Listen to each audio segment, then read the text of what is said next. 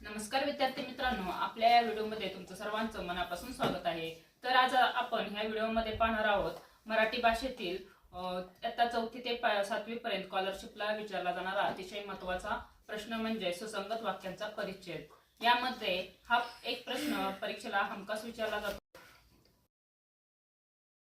हा व्हिडिओ तुम्ही शेवटपर्यंत स्किप न करता पाहायचा आहे। तर सुसंगत वाक्यांचा परिच्छेद यावर आपल्याला 6 मार्काला प्रश्न विचारला जातो। जर त्या तीन प्रश्न विचारला जातात त्यामधील एक जरी प्रश्न चुकला तरी त्यामुळे हा व्हिडिओ स्किप न करता शेवटपर्यंत पाहायचा आहे। चला तर मग आपण व्हिडिओला सुरुवात करूया। बघा, सुरुवातीला आपण पाहूया सुसंगत वाक्य म्हणजे काय। सुसंगत वाक्य म्हणजे एकमेकांशी अर्थदृष्ट्या संबंध असणारी वाक्य म्हणजेच सुसंगत वाक्यांचा परिच्छेद। पहा, आपल्याला जो परिच्छेद दिलेला असतो त्यातील जे वाक्य असतात ते एकमेकांशी संबंधित असतात, म्हणून त्याला सुसंगत वाक्य असे म्हणतात। जेव्हा काही वाक्य विस्कळीत क्रमाने दिलेले असतात आणि आपल्याला ती योग्य क्रमाने लावून अर्थपूर्ण परिच्छेद तयार करायचा असतो, त्याला सुसंगत वाक्यांचा परिच्छेद असे म्हणतात। परंतु आपल्याला परीक्षेमध्ये रिकाम्या जागा विचारल्या जातात, तर त्या रिकाम्या जागा कशा सोडवायच्या ते आपण पाहू। तर आता आपण सुसंगत वाक्यांचा परिच्छेद यावर कसे प्रश्न विचारले जातात त्यावरील नमुना परिच्छेद आपण पाहूया। पहा, प्रश्न विचारला जातो, पुढील वाक्यांचा सुसंगत परिच्छेद करण्यासाठी गाळलेल्या जागांसाठी योग्य शब्द निवडा आणि त्यांच्या पर्याय क्रमांकाचे वर्तुळ रंगवा। पहिला प्रश्न आहे, टिपूर चांदणे पडले होते ... होती, म्हणजे अमावस्येची, पौर्णिमेची, प्रतिपदेची, चतुर्थीची। आता इथे आपण काय करतो, टिपूर चांदणे पडले होते ती रात्र, इथले पर्याय वाचले की लगेच उत्तर देण्याचा प्रयत्न विद्यार्थी करतात। तर तसे न करता तिन्ही प्रश्न आपल्याला वाचून घ्यायचे असतात। कोळी बांधव टिंबटिंब उत्सव साजरा करीत होते। नागपंचमीचा, आषाढ पौर्णिमेचा, रक्षाबंधनाचा, नारळी पौर्णिमेचा। आता यावरून आपल्याला समजते, पहिल्या प्रश्नामध्ये पौर्णिमेची हा एक शब्द आलेला आहे आणि दुसऱ्या पण प्रश्नामध्ये पर्याय आहे नारळी पौर्णिमेचा। तिसरा प्रश्न आहे, या दिवशी कोळी बांधव टिंबटिंब नारळ अर्पण करून त्याची पूजा करतात। आता या तिन्ही प्रश्न वाचल्यानंतर तुमच्या लक्षात येईल की हा तिन्ही प्रश्न एकमेकांशी संगत आहेत, म्हणजेच एकमेकावर संबंधित आहेत। पर्याय आहेत समुद्राला, होळीला, नागोबाला, देवाला। या दिवशी कोळी बांधव कोणाला नारळ अर्पण करतात, तर जेव्हा तुम्ही हे सगळे प्रश्न वाचता त्यावेळेस तुमच्या लक्षात येईल की टिपूर चांदणे केव्हा पडते, तर पौर्णिमेचे पडते। कोळी बांधव टिंबटिंब उत्सव साजरा करीत होते, तर कोळी बांधव कधी उत्सव साजरा करतात, नारळी पौर्णिमेला। आणि त्या दिवशी कोळी बांधव काय करतात, समुद्राला नारळ अर्पण करून त्याची पूजा करतात।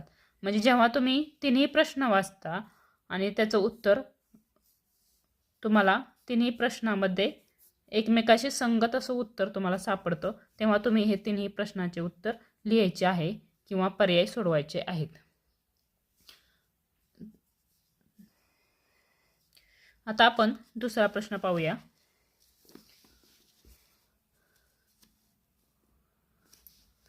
पहा, गजानन माडगूळकर यांची टिंबटिंब ही रचना खूपच श्रवणीय आहे।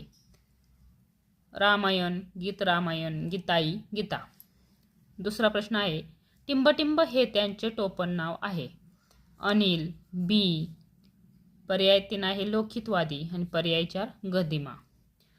तिसरा प्रश्न आहे, सध्याच्या काळातील टिंबटिंब म्हणून त्यांना ओळखले जाते।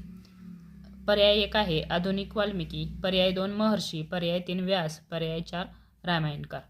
जेव्हा तुम्ही सुसंगत वाक्यांचा परिच्छेद यावरील प्रश्न सोडवता त्यावेळेस तुम्हाला जनरल नॉलेज माहीत असणं आवश्यक आहे। लेखकांची नावे, पुस्तकांचं वाचन असणं गरजेचं आहे, त्यावेळेस तुम्हाला यावरील प्रश्न सोडवता येणार आहेत। आता इथे आपल्याला गजानन माडगूळकर यांची रचना विचारली आहे, तर तुम्हाला माहीत पाहिजे गजानन माडगूळकर यांनी कोणते पुस्तक लिहिलेले आहे किंवा त्यांची रचना कोणती आहे, त्यांना टोपण नाव कोणतं वापरलं जातं, सध्याच्या काळातील त्यांना कोणत्या नावाने ओळखलं जातं, जरी तुम्हाला याच्यातील एका प्रश्नाचं उत्तर सापडलं तर दुसरे प्रश्न तुम्ही शोधू शकता. त्यामुळे तुम्ही उत्तर सोडवताना तिन्ही प्रश्न आधी वाचायचे आहेत आणि नंतर पर्याय सोडवायचे आहेत.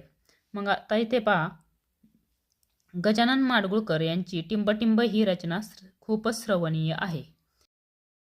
गजानन माडगुळकर यांची टिंबटिंब ही रचना खूपच श्रवणीय आहे. तर याचे उत्तर आहे गीत रामायण. गजानन माडगुळकर यांची गीत रामायण ही रचना खूपच श्रवणीय आहे. टिंबटिंब हे नाव त्यांचे टोपण नाव आहे.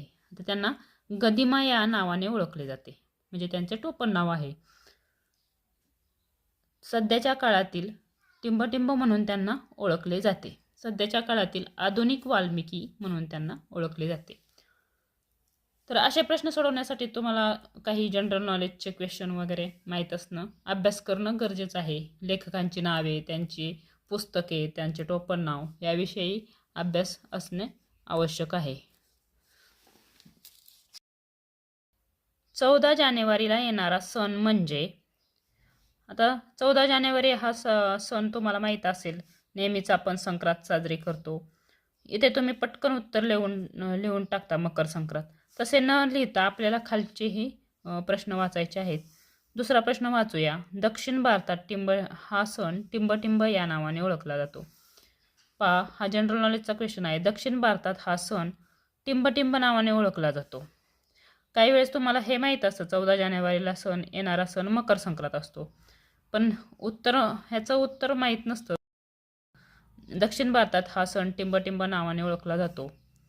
या सणाला, त्यासाठी तुमचं जनरल नॉलेज क्वेश्चन वाचन असणं गरजेचं आहे.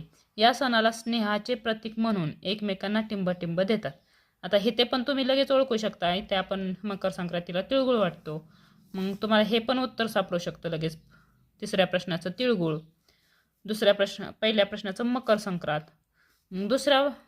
दक्षिण भारतात हा सण कोणत्या नावाने ओळखला जातो, तर पोंगल या नावाने ओळखला जातो. हे बी तुम्हाला माहीत असणं आवश्यक आहे. पुढील प्रश्न पाहूया. परिच्छेद 3. 15 ऑक्टोबर रोजी हा सण साजरे करण्यासाठी सर्वजण सभागृहात जमले. पहिला पर्याय आहे राष्ट्रीय विज्ञान दिन, दुसरा आहे वाचन प्रेरणा दिन, तिसरा आहे राष्ट्रीय एकता दिन, चौथा अहिंसा दिन. प्रश्न 2 आहे, 15 ऑक्टोबर या दिवशी जयंती असणाऱ्या थोर विभूतीस टिंबटिंब या नावाने ओळखतात. तर मिसाईल मॅन, 2 महात्मा गांधी, 3 सरदार, 4 नेताजी. तिसरा प्रश्न आहे, टिंबटिंब हे त्यांचे आत्मचरित्र फार प्रेरणादायी आहे. पहिला आहे सत्याचे प्रयोग, 2 कऱ्हेचे पाणी, 3 कृष्णाकाठ, 4 अग्निपंख. आता हे तिन्ही प्रश्न आपण वाचले. समजा तुम्हाला पहिल्या प्रश्नाचं उत्तर नाही समजलं, 15 ऑक्टोबर रोजी टिंबटिंब साजरं करण्यासाठी सर्वजण सभागृहात जमले होते, तर तुम्हाला या प्रश्नाचं उत्तर तर सापडणारच आहे. 15 ऑक्टोबर या दिवशी जयंती असणाऱ्या थोर विभूतीस मिसाईल मॅन असे म्हणतात. मिसाईल मॅन म्हणजे डॉक्टर APJ अब्दुल कलाम यांच्याविषयी हा प्रश्न आहे. आणि त्याविषयी माहिती तुम्ही पुस्तकात किंवा तुमच्या पाठात तुम्ही वाचन केले असेल मागे. तुम्हाला मिसाईल मॅन किंवा APJ अब्दुल कलाम यावर पाठ आहे. त्यांच्याविषयी सर्व माहिती माहीत असणे आवश्यक आहे, तरच तुम्ही असे प्रश्न सोडवू शकता. तिसरा आहे, टिंबटिंब हे त्यांचे आत्मचरित्र फार प्रेरणादायी आहे. तर अग्निपंख हे त्यांचे आत्मचरित्र प्रेरणादायी आहे. आता इथे तुम्हाला समजलं असेल, इथे तिन्ही प्रश्न अब्दुल कलाम यांच्याविषयी आहे. तसेच इतरही प्रश्न आपल्याला कोणत्याही एका वाक्याशी संबंधित दुसरं वाक्य, दुसऱ्याशी संबंधित तिसरं असे विचारले जातात. असे प्रश्न सोडवण्यासाठी सामान्य ज्ञान असणे आवश्यक आहे. त्यासाठी तुम्ही छोटी किंवा तुमचे अभ्यासक्रमातील पुस्तके याचं तुम्ही वाचन केलं पाहिजे. तर आज आपण इथेच थांबणार आहोत. थँक्यू, धन्यवाद. पुढील काही प्रश्न आहेत त्याचा सराव तुम्ही पुस्तकातून करू शकता. भेटूया पुढील व्हिडिओमध्ये. व्हिडिओ जर आवडला असेल तर लाईक करा, शेअर करा, सबस्क्राईब करा. धन्यवाद.